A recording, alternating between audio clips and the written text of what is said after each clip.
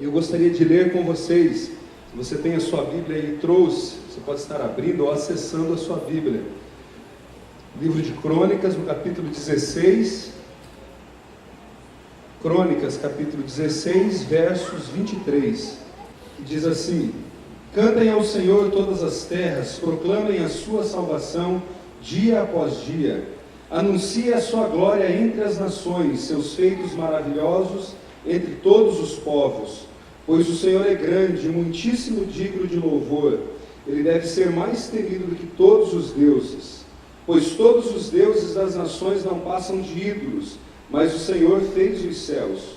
O esplendor e a majestade estão diante dele, força e alegria na sua habitação. Verso 28. Dei ao Senhor, ó família das nações, dei ao Senhor glória e força. Dei ao Senhor a glória devida ao seu nome. Tragam ofertas e venham à sua presença. Adorem o Senhor no esplendor da sua santidade. Tremam diante dele todas as nações, pois ele firmou o mundo e este não se abalará. Que os céus se alegrem e a terra exulte, e digam-se entre as nações: o Senhor reina. Ressoem o mar e tudo o que nele existe. Exultem os campos e tudo o que neles há.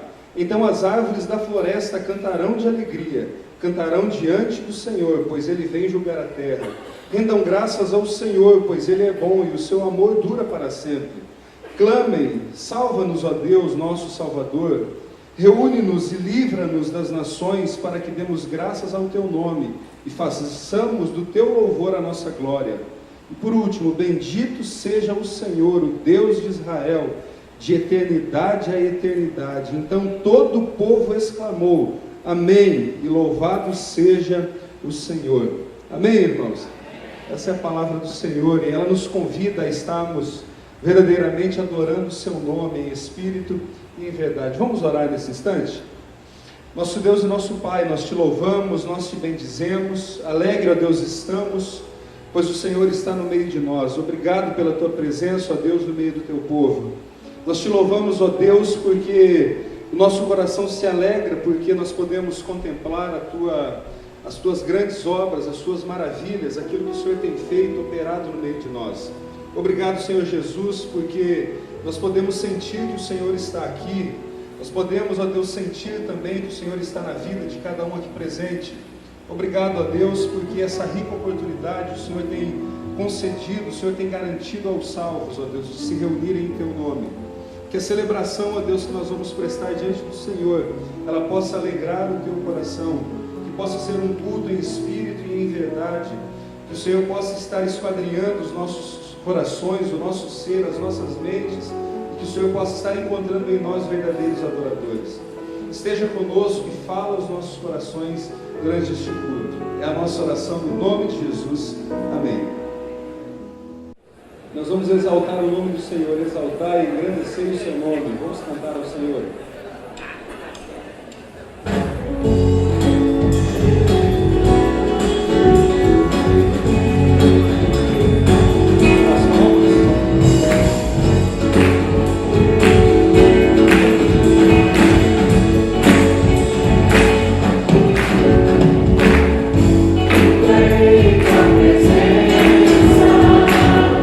Sacrifício de louvor.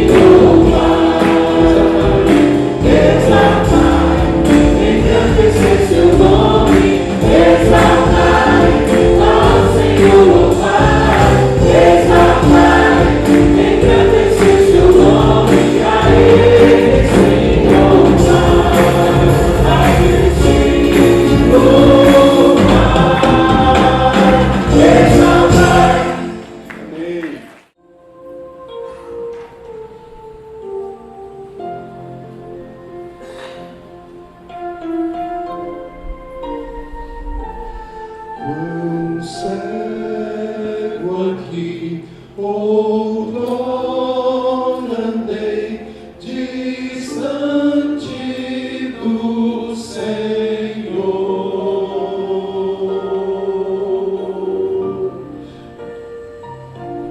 que veio lá dos altos céus salvar o pecador.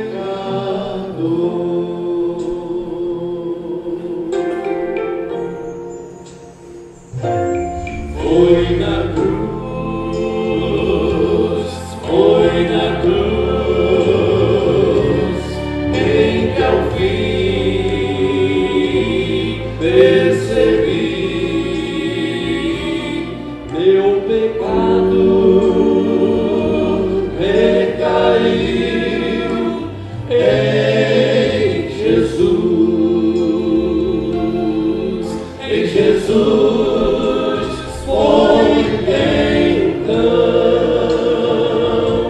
pela fé que meus olhos abri e sinto agora em sua luz.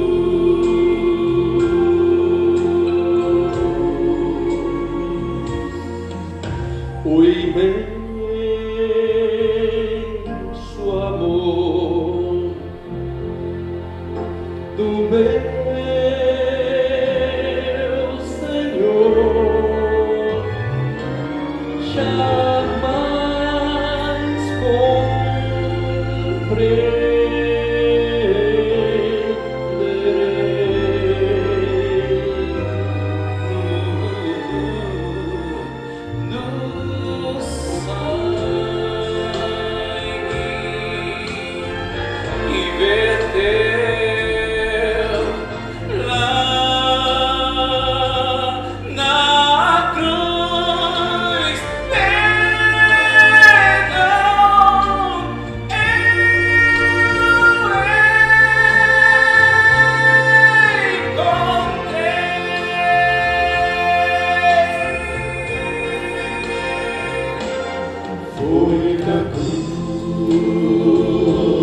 Foi na cruz em que ao fim percebi meu pecado recaiu em Jesus. Em Jesus foi então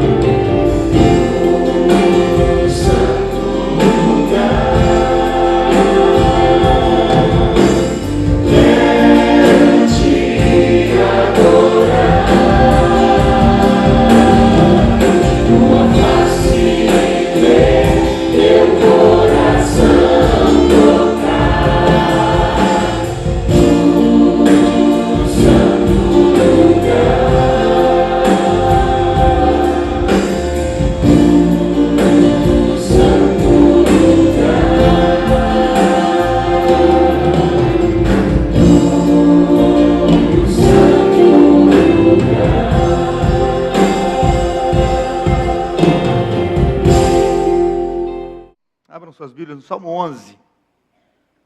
Eu preguei na semana passada sobre esse texto, pela manhã, e eu quero pregar mais um pouquinho nele. Não vou concluir hoje ainda, mas eu quero falar um pouquinho sobre esse texto ainda, Salmo 11. E eu quero ainda falar sobre reconstruindo os fundamentos. Salmo 11 são 7 versos, eu quero ler os 7 versos. Se você está com a sua Bíblia, abra a sua Bíblia. Se você não tem a sua Bíblia hoje com você, você pode em outro momento comprar uma Bíblia, para que você possa acompanhar as leituras bíblicas, fazer a sua leitura na sua casa. Leitura bíblica é muito importante, você ler a Bíblia, entender a Bíblia. Mas se você está sem ela hoje, você acompanha a leitura aqui no telão, tá bom? Salmo 11, e a Bíblia diz assim, do verso 1 ao verso 7. No Senhor me refugio. Como então vocês podem dizer-me, foge como um pássaro para os montes? Vejam, os ímpios preparam seus arcos, colocam as flechas contra as cordas, para das sombras as atirarem nos retos de coração. Quando os fundamentos estão sendo destruídos, o que pode fazer o justo? O Senhor está no seu santo templo. O Senhor tem o seu trono nos céus. Seus olhos observam, seus olhos examinam os filhos dos homens. O Senhor prova o justo, mas o ímpio, e a quem ama a injustiça, a sua alma odeia. Sobre os ímpios ele fará chover brasas ardentes e enxofre incandescente, vento ressecante é o que terão. Pois o Senhor é justo e ama a justiça, os retos verão a sua face. No domingo passado, meus irmãos, eu falei que todos nós estamos percebendo, e isso é um fato, de que nós estamos vivendo uma completa inversão de valores na nossa sociedade atual. E aquilo que o profeta Isaías profetizou 700 anos antes do nascimento de Jesus Cristo, acontece hoje. A sociedade chama luz de trevas e chama trevas de luz. Chama o doce de amargo e chama o amargo de doce. Chama o bem de mal e chama o mal de bem. E a questão não é apenas a coibição do bem, mas é também a promoção do mal. Então o problema não é somente a não aplicação dos princípios morais e éticos, mas é a completa inversão desses valores. Em nenhum outro tempo passado, nós temos visto tanto ataque de Satanás às vidas e às famílias. Nós estamos vivendo, na verdade, um dos momentos mais sombrios, mais amargos e mais difíceis, no que se refere ao ataque deliberado de Satanás. Parece que o inferno se orquestrou para atacar nesse tempo. E esses torpedos têm sido lançados de forma impiedosa. E se os crentes forem desarticulados, nós não teremos uma igreja forte e nem uma igreja saudável nesse tempo. Você vê o relativismo crescendo. E nessa filosofia, na verdade, é uma filosofia onde a verdade ela não é absoluta. Nessa filosofia, a verdade é circunstancial, depende da circunstância. E nesse pensamento, a verdade depende da visão de cada pessoa, ou depende da cultura que ela está vivendo.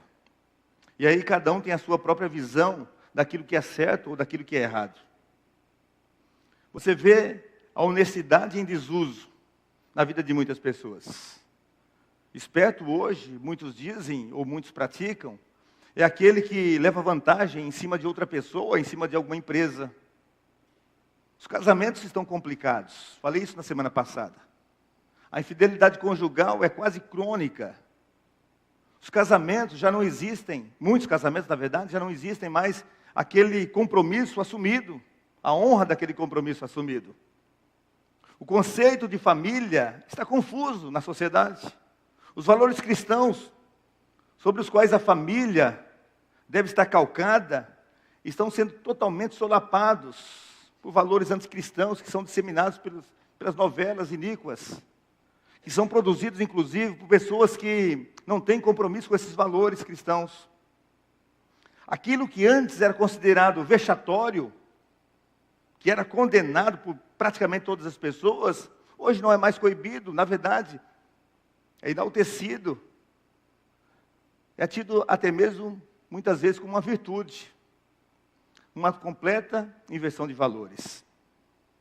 Mas, meus irmãos, nada disso, e falei isso a semana passada, nada disso é de se estranhar. A Bíblia já afirmava que isso aconteceria no final dos tempos. Eram sinais da volta de Jesus. O apóstolo Pedro, falando sobre isso, diz: antes de tudo, saibam que nos últimos dias surgirão escarnecedores, zombando e seguindo as suas próprias paixões. Os fundamentos estão sendo destruídos. E quando os fundamentos estão sendo destruídos, a família perece, a sociedade perece também. O que vi aqui, meus irmãos, nesse texto, ele estava enfrentando um problema semelhante. Ele estava sofrendo uma perseguição, Saul era o rei, e ele perseguia a Davi. E as pessoas chegavam para Davi e diziam: olha, Davi, os fundamentos já foram destruídos, não adianta mais, você precisa fugir como um pássaro. Meus irmãos, toda a ação de Satanás, ela visa exatamente isso: destruir os fundamentos, arrancar os marcos, tirar a estabilidade das pessoas, imprimir uma ética frouxa, uma conversão rasa, uma mudança superficial. Então, diante de tudo isso, o que nós precisamos fazer, eu e você, é uma reconstrução rápida, real e séria desses fundamentos. E como nós reconstruímos? De que forma nós reconstruímos? Em primeiro lugar, meus irmãos, é preciso que cada um de nós faça um diagnóstico real e profundo a respeito de nós mesmos, para tirar tudo aquilo que nos separa de Deus. O verso 3 diz assim: quando os fundamentos estão sendo destruídos, o que pode fazer o justo? Em Mateus 7, 24, todo aquele, pois, que ouve estas minhas palavras e as pratica, será comparado a um homem prudente, que edificou a sua casa sobre a rocha. Meus irmãos, hoje ainda nós falamos que nós vivemos no mundo pós-moderno, embora algumas pessoas já não afirmam mais isso. Com a pós-modernidade que nasceu por volta, ou na verdade em 1989, com a queda do Muro de Berlim, nasceu uma filosofia que diz que o mundo é plural, ou seja, não crê mais numa verdade absoluta. A verdade passou a ser privativa, cada uma pessoa tem a sua própria verdade. E dentro desse sistema também nasceu outro sistema chamado secularismo. E esse sistema acertou em cheio a igreja. E esse secularismo, então, colocou Deus na lateral. E em meio a esse secularismo, muitas pessoas participam da igreja, participam das celebrações, vêm ao culto, vêm à escola bíblica dominical, participam das células, cantam, oram, ouvem mensagens, mas isso acaba sendo apenas um departamento da sua vida. É uma parte da sua vida que nós chamamos de departamento de vida religiosa. E esse departamento de vida religiosa é desenvolvido aos domingos, mas os demais dias da semana, a vida é vivida de forma diferente. Isso se chama secularismo. O cumprimento da religiosidade é feito aos domingos. Nos demais dias da semana, a vida, então, é vivida de forma diferente. Então, com esse modelo de vida, meus irmãos, o que acontece é que a vida pessoal não tem mais nenhum relacionamento com a vida cristã. E por isso eu nem gosto da expressão, e às vezes eu mesmo uso, e algumas pessoas também usam, eu não gosto da expressão de vida secular, porque para mim a vida secular e a vida cristã tem que ser uma só. Mas nós falamos isso, talvez para diferenciar, mas não é correto. É uma vida só. Então a vida parece, nesse sistema, é desconexa com a vida com Deus. Uma vida é uma vida, a outra vida é a vida com Deus. Uma coisa é a vida aos domingos, a outra coisa é a outra vida nos demais dias da semana. E tem uma coisa que me angustia muito, e talvez angustia também a sua alma, é que muitas pessoas, muitos crentes, acabam flertando com as mazelas do mundo. Há uma atitude de namoro, de aconchego com a secularização. Nós estamos, meus irmãos, na verdade, muito próximos do mundo. Muitos estão vivendo com a mesma atitude de Ló viveu quando ele se separou de Abraão. Não sei se você sabe dessa história, mas a Bíblia nos diz que Abraão vivia com Ló, seu sobrinho, durante muito tempo. Mas depois houve ali uma desavença entre seus funcionários. Eles então optaram em separar. E Abraão então chamou Ló, depois de uma caminhada, e disse: Ló, faça a sua escolha, depois de um lugar onde eles estavam, faça a escolha, para que lado você vai? Se você for para um lado, eu vou para o outro. E Ló então olhou as campinas do Jordão, como diz a Bíblia, e ele ficou encantado com aquelas campinas, ficou seduzido, a Bíblia diz, com as campinas do Jordão, e pegou toda a sua família, e foi então levou sua família, e diz a Bíblia que ele foi armar suas tendas nessa campina, essas campinas.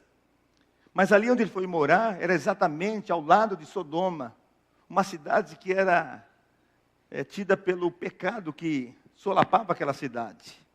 E eles então ali flertaram com aquela cidade de Sodoma.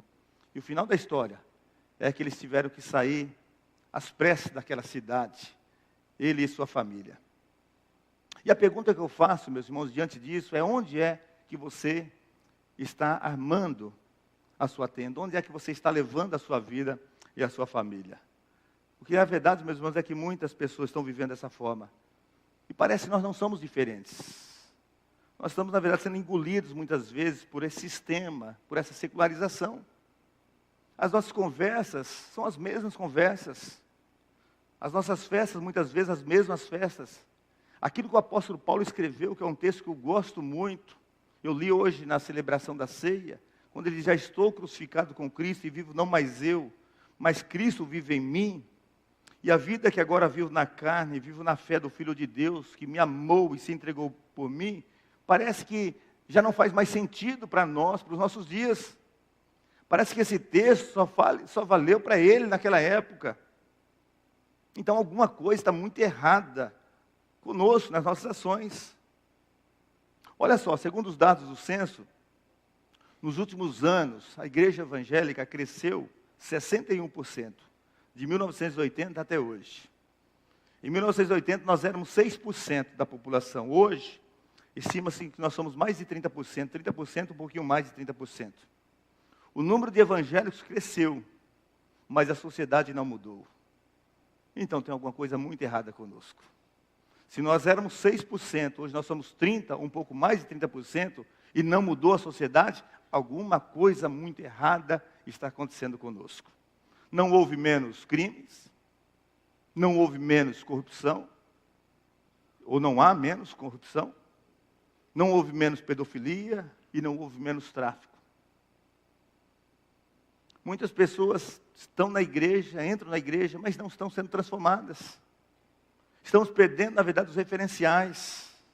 Os fundamentos estão sendo destruídos. Era a constatação ali do texto que nós lemos de Salmo 11.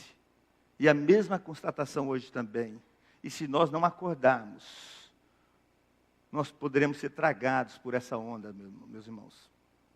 E corremos o risco de cometermos um equívoco acerca do diagnóstico que nós podemos fazer acerca de nós mesmos.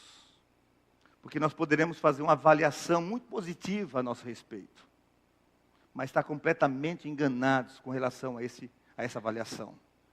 As pessoas podem olhar para nós e fazer uma avaliação positiva a nosso respeito, mas podem estar equivocadas. Porque o que importa não é o que as pessoas acham, o que importa é o que Deus olha e o que Deus vê. O que importa é aquilo que vale, é aquele que Jesus vê no meu coração e no seu coração, aquilo que Ele vê a nosso respeito, porque Ele olha lá no nosso íntimo. Ele sabe as nossas verdadeiras motivações. Jesus olha para o meu e para o seu coração, Ele vê o que tem ali no meu coração, o que tem ali no seu coração. E quando eu olho para a igreja, quando eu olho para nós, de uma maneira geral de igreja, eu vejo como que nós mudamos. Hoje, quando nós falamos, por exemplo, no púlpito, falamos uma palavra mais dura, tem pessoas que ficam bravas, tem gente que se afasta, tem gente que toma aquilo como pessoal, quase não pode se cobrar muitas coisas. No primeiro século, meus irmãos, Deus exigia muito mais das pessoas. No primeiro século, Deus exigia a vida das pessoas. As pessoas eram jogadas no Coliseu Romano para serem queimadas, servirem de tocha humana, para clarear a Roma, ou eram jogadas para ser comidas por leões famintos. Era isso que Deus exigia das pessoas. E eles eram jogados lá, dessa forma. E eles se sentiam honrados por conta disso. E a Bíblia diz que o mundo não era digno deles. Hoje, nós não podemos quase exigir nada das pessoas. Hoje se fala um pouquinho mais firme. As pessoas querem até sair da igreja, se sentem ofendidos, está no erro, está no pecado, e às vezes não querem ser exortados. A constatação hoje, meus irmãos, e a palavra que eu trago para os irmãos, é que Jesus está às portas, Jesus está voltando.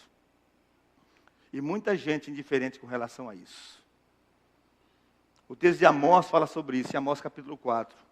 Prepara-te, ó Israel, para encontrares com o teu Deus.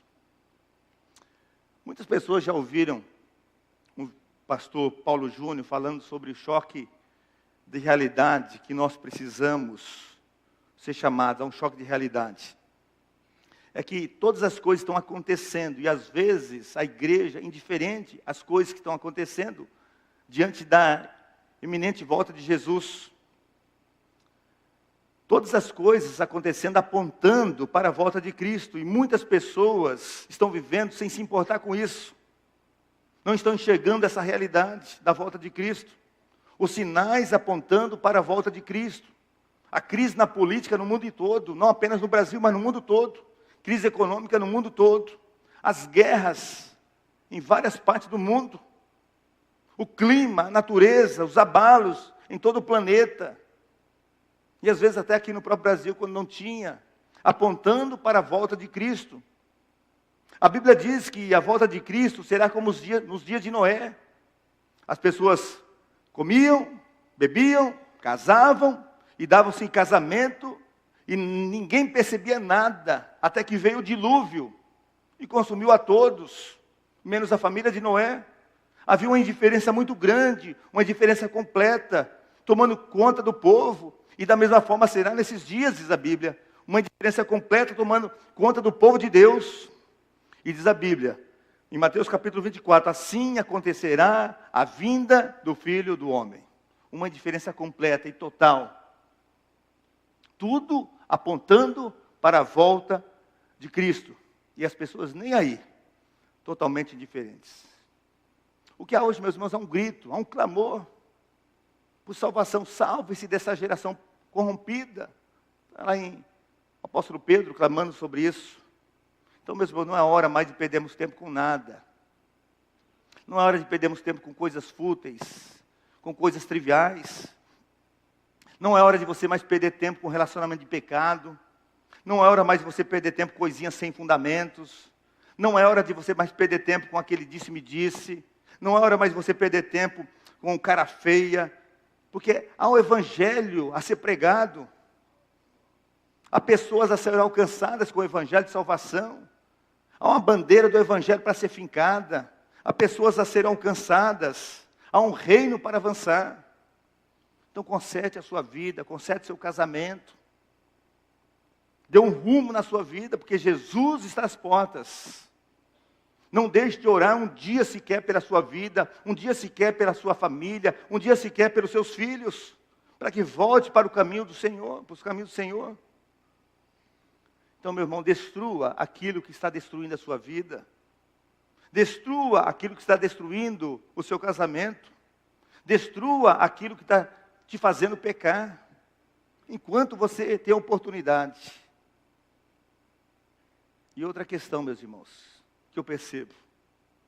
Chega de ouvirmos mensagens bíblicas que é pregada e não fazer nada. Na verdade, nós estamos ficando obesos de ouvir mensagens e sem fazer nada com essas mensagens. A Bíblia nos diz, não sejam apenas ouvintes e não praticantes. Está na hora de colocar em prática aquilo que nós estamos ouvindo. Mateus capítulo 7, Jesus alertou sobre isso. Portanto, quem ouve essas minhas palavras e as pratica, é como um homem prudente construiu a sua casa sobre a rocha.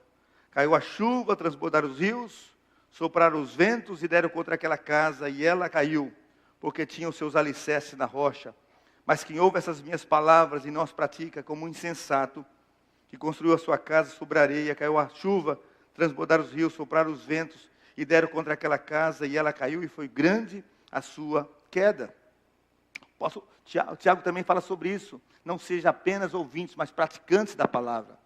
Então eu quero te convidar, nesta noite, a uma reflexão, a ter um olhar mais apurado a respeito de si mesmo, e a perceber a sua fragilidade, a nossa fragilidade, a perceber o risco que nós corremos, o risco de olharmos para nós mesmos e nos sentirmos bem da forma que nós estamos.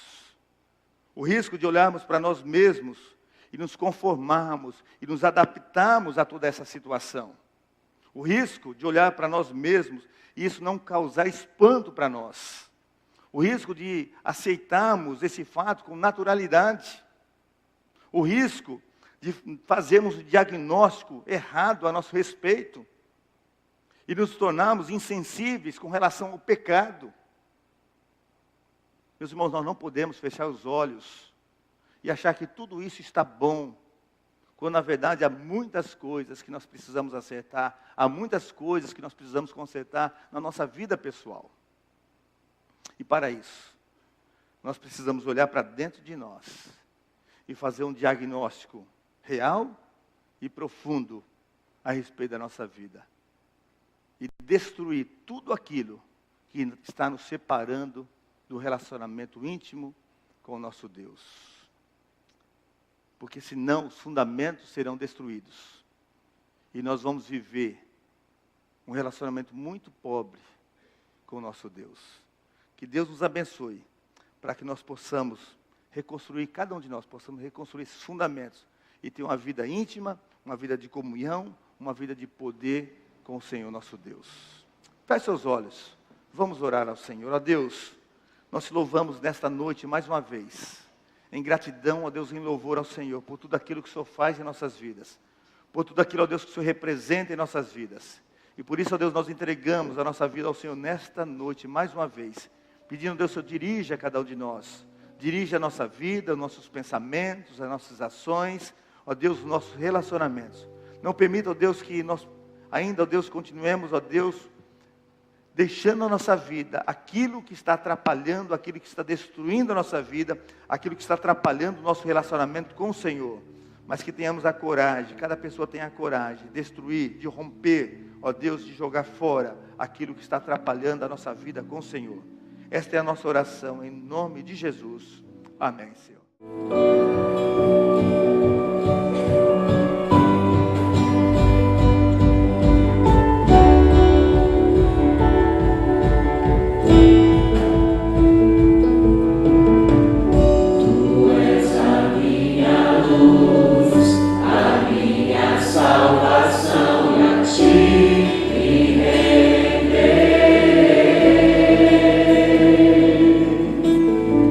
Se ao teu lado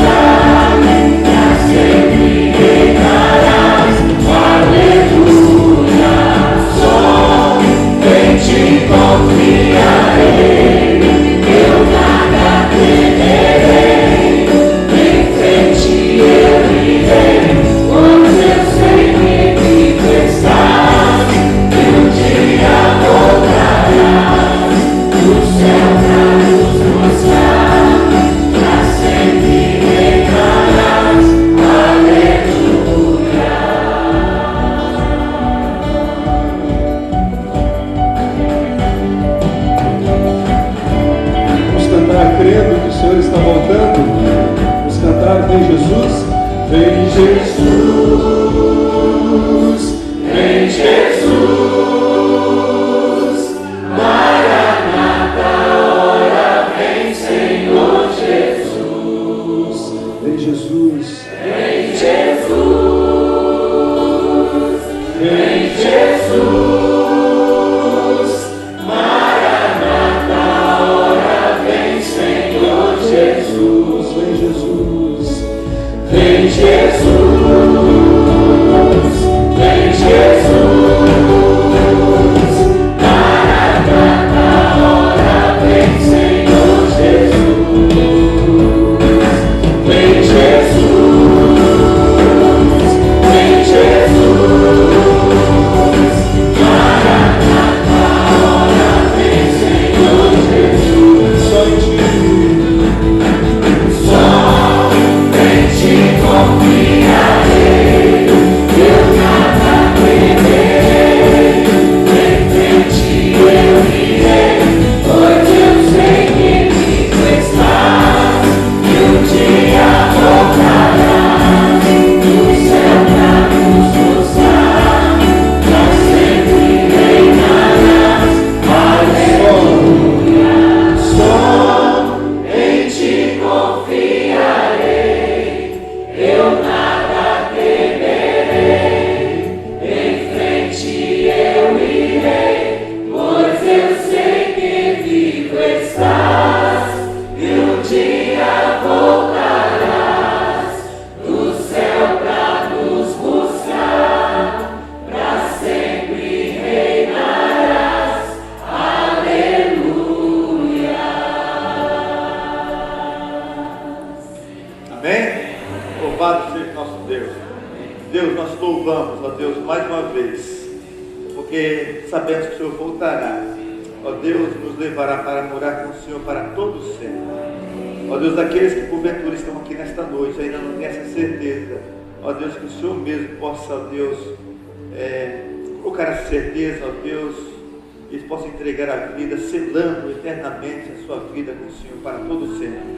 E que o amor de Deus Pai, a graça maravilhosa de Jesus Cristo, nosso Senhor, as doces e insondáveis consolações do Santo Espírito de Deus, seja com todos que estão aqui nesta noite, com todo o povo de Deus, espalhado por toda a face da terra, desde agora e para todos sempre, em nome de Jesus.